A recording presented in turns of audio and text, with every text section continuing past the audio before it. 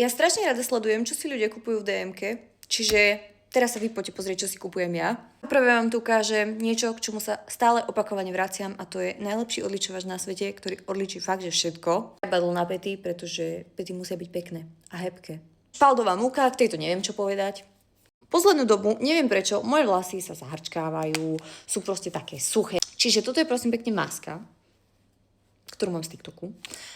A funguje tak, že umiem si vlasy, dám si tú masku a celú noc ju mám a potom si ju zmiem ráno. A výsledky sú vraj po prvom použití. Kondicionér na lesk a na rozčesávanie. Kondicionér, ktorý má tiež extrémne veľa pozitívnych recenzií.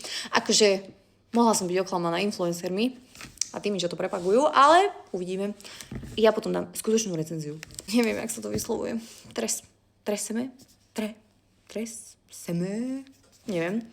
A toto je nejaké sérum, ktoré si mám dávať po umytí vlasov. Čiže je to na lesk. Čiže dúfam, že moje vlasy budú lesklé a pekné a dúfam, že nebudú vyzerať jak nejaký masný rezeň.